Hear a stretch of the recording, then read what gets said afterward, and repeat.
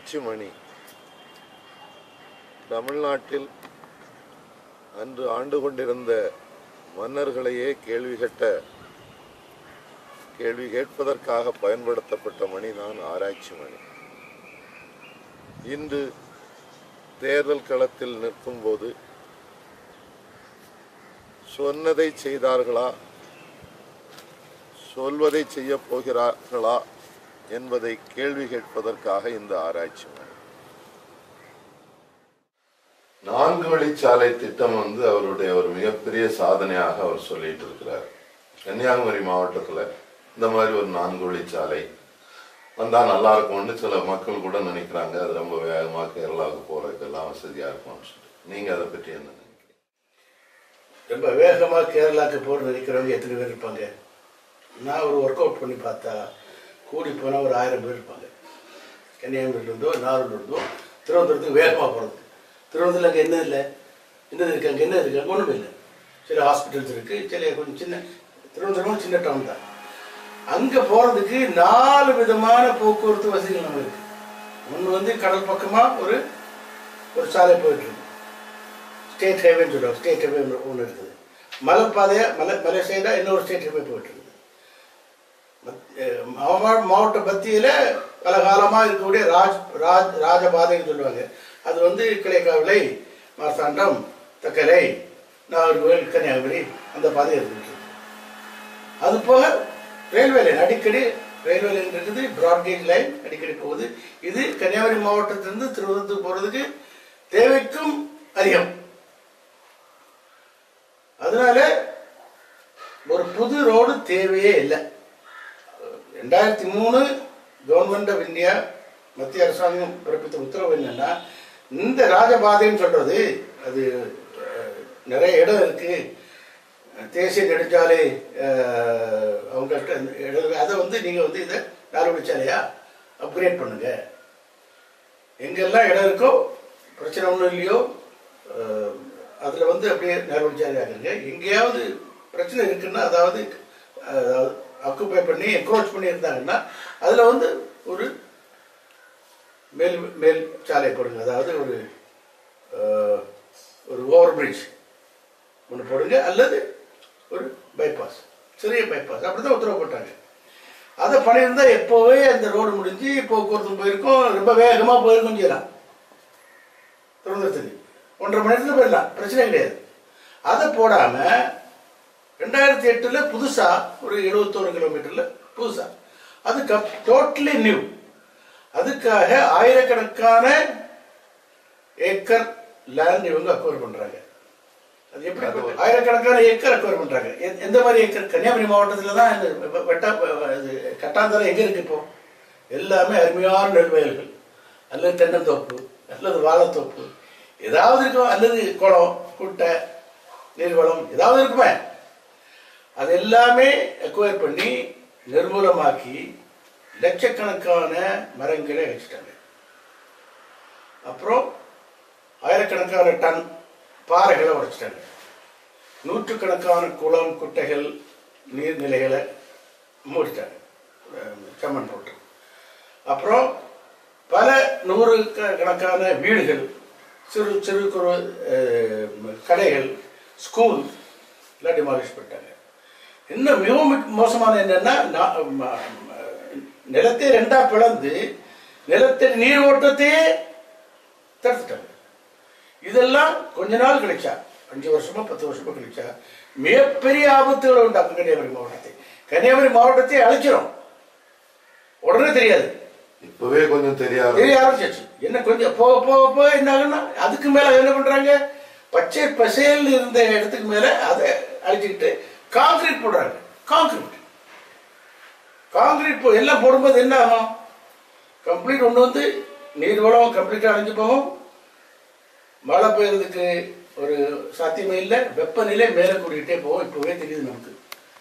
2 நாளைக்கு முன்னால வரலாற்றிலேயே முதல் முறையாக கன்னியாகுமரி மாவட்டத்தில் 100 டிகிரி ஃபாரன்ஹீட், 38. கன்னியாகுமரி மாவட்டத்தில் எப்போ சின்ன பிள்ளைலேருந்து இங்கே தான் பிறந்து வளர்ந்தது, எப்பவுமே 32 மேல போகாது. அதான் ஏர் கண்டிஷன் டிஸ்ட்ரிக்ட்னு சொல்லுவாங்க. 32 டிகிரி மேல போகாது. 22க்கு கீழே போகாது. அதனால தான் ரொம்ப அருமையான இங்கே உள்ள சீதோஷம் இருக்கிறதுனால மக்கள் இங்கே வந்து தங்குறது. என்னோட முக்கியமான இதில் என்னென்னா, மக்கள் தங்குறது மாத்திரம் இல்லை, இந்த எல்லா விவசாய மற்ற இந்த கிராப்ஸ் எல்லாம் இந்த அருமையான டேஸ்டியாக நமக்கு விடுதலையாக பல வகைகள், விவசாய வகைகள், மற்ற மற்ற மற்ற எல்லாமே வந்து தென்னை, வாழை எல்லாமே இங்கே வர காரணமே இந்த மாதிரி சீதோஷம் தான். இந்த தட்பவெப்ப நிலையினால தான் இங்கே வருது. இப்போ வந்து 38 போனால் கொஞ்சம் கொஞ்சமாக எல்லாம் அடிக்க ஆரம்பிச்சோம். நம்மளோட ராமநாதபுரம் டிஸ்ட்ரிக்ட் மாதிரி ஆகும். யாரும் பேச முடியாது. இங்கே பார்த்தியா எத்தனை விதமான வாழைகள் இருக்குது, எவ்வளோ அழகான தென்னை மரம் இருக்குது, எவ்வளோ அழகான நெல் இருக்குது, இது ஒன்றுன்னு பேச முடியாது. அவ்வளோ மோசமான சுச்சுவேஷன் வரும்போது எல்லாமே அழிஞ்சிட்டு இருக்கும்போது இந்த ரோடு வந்து முழுக்க முழுக்க ஒரு ஊழல், ஒரு திட்டம். ஒரு ஊழல்னு சொல்றீங்க. ஊழலுக்கு ரெண்டு வகையான ஊழல் உண்டு.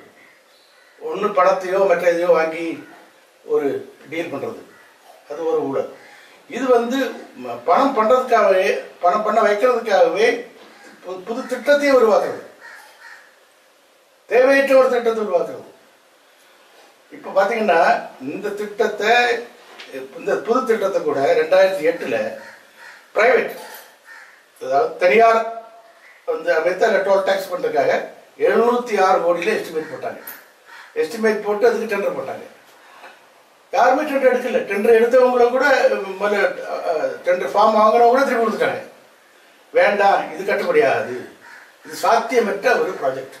706 கோடியில் அப்படியே கிடப்பில் போட்டாங்க. அப்போ வந்து ஒரு சில ஒரு 100-200 ஏக்கர் தான் அக்வயர் பண்ணியிருப்பாங்க, கிடப்பில் போட்டாங்க. அப்புறம் இதை எடுத்தது வந்து 2015. அது இப்போ இருக்கிற எம்பி வந்ததுக்கப்புறம் தான் இதை திருப்பி எடுக்கிறாங்க. எடுத்து இந்த ப்ராஜெக்ட்னா நம்ம பணம், வரி பணம், நம்ம கொடுத்த பணத்துக்கு வந்து பண்ணுறாங்க. இன்னைக்கு இந்த ப்ராஜெக்ட் 706 கோடி இருந்து 3200 கோடிக்கு மேலே ஆயிடுச்சு. 3200 கோடி முடியும் போது இன்னும் கூட ஆகும். முடியுமே, 4000 மேலே தாண்டிடும். 5000 ஆகிறது வாய்ப்பு இருக்கு. இன்னும் இப்போ கொஞ்சம் தானே பண்ணியிருக்காங்க, நம்ம பார்த்தோம்ல. அப்படி இருக்கும்போது தேவையற்ற ஒரு ரோடு, இயற்கை அழிக்கும் ஒரு ரோடு, மக்கள் வாழ்வாதாரத்தை அளிக்கும் ஒரு ரோடு, தட்பவெப்ப நிலையை முழுமையாக மாற்றக்கூடிய ஒரு ரோடு, அப்படியே ஒரு பண்ணும்போது ஏன் பண்ணுவாங்க? ஏதாவது மோட்டிவ் இருந்தா? ஒரு ப்ளஸ் பாயிண்ட் கிடையாது. ஏதோ சில வாகனங்கள் வேகமாக போகலாம், அதுவும் சொகுசு வாகனங்கள் தான் போக முடியும். இப்போ அதனால தான் இது ஊழல் ப்ராஜெக்ட் சொல்றேன். அமைச்சர் என்ன சொல்றாருன்னு சொன்னா, அந்த குளங்கள்லாம் மண்ணு போட்டிருக்கிறத பற்றி கேட்டால் பாலம் கட்டிட்டு மண்ணை எடுத்துருவாங்க அப்படின்னு சொல்றாரு. கேட்கும்போது சிரிக்கிறதா அழகா தெரியுது. புத்தேரியில் ஒரு 100 மீட்டர் வீதி இருக்குது.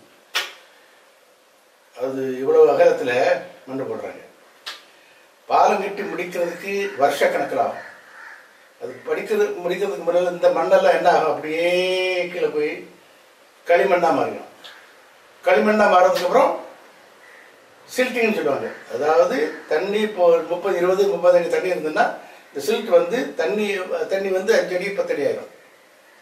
அது அந்த தண்ணியை வந்து இப்போ இவ்வளோ சூடு இருக்கிறதுனால எவாபரேட்டு மேலே போயிடும். அந்த குழம்பு இருக்காது. அப்போ என்னத்தை திருப்பி எடுத்துருவாங்க? நம்புறது என்ன டெக்னாலஜி? இது எனக்கு புரிய மாட்டேங்குது. கடலில் கூட கடலில் பலம் கட்டும் போது கடல் நிறைய பேர் பலம் கட்டுறாங்க. இது சும்மா முட்டாத்தனம், ஊழல், சரியான ஊழல். இதில் என்ன வருத்தத்தக்க ஒன்று விஷயம் என்னன்னா, பசுமை தீர்ப்பாயத்திலிருந்து ஆர்டர் போட்டிருக்காங்க இதெல்லாம் பாலம் கட்டணுன்ட்டு. இவங்க ஒரு பாலமும் சரியாக கட்டாம எல்லாம் மண்ணு போட்டு நிரப்பிட்டு இருக்காங்க. 2 அட்வான்டேஜ் உங்களுக்கு என்னன்னா, ஒன்று வந்து மண்ணிலிருந்து காங்கிரீட்ல அவங்களுக்கு நல்ல இந்த ஒப்பந்தக்காரங்க தான், இது எல்லாமே ஒப்பந்தக்காரங்க கொடுத்து மண் தேடி வந்து பண்ணிட்டு இருக்காங்க. இவ்வளோ வேகமாக பண்ணால் எவ்வளோ தூரத்துக்கு பண்ணுறாங்கன்னா, ஹைகோர்ட்டில் நாங்கள் கேஸ் போட்டு ஸ்டே ஆர்டர் வாங்கியிருக்கோம். 1.5 மாதம் 2 மாதம் ஆகப்போகுது, 2 மாதம் ஆகப்போகுது. அதுக்கப்புறம் கூட வேகமாக நடந்துகிட்டு இருக்கு. ஏன்னா எல்லா கான்ட்ராக்ட் ஒப்பந்தக்காரெல்லாம் பணம் வாங்கிட்டாங்க, ஊழல் நடந்திருக்கு. அதனால தான்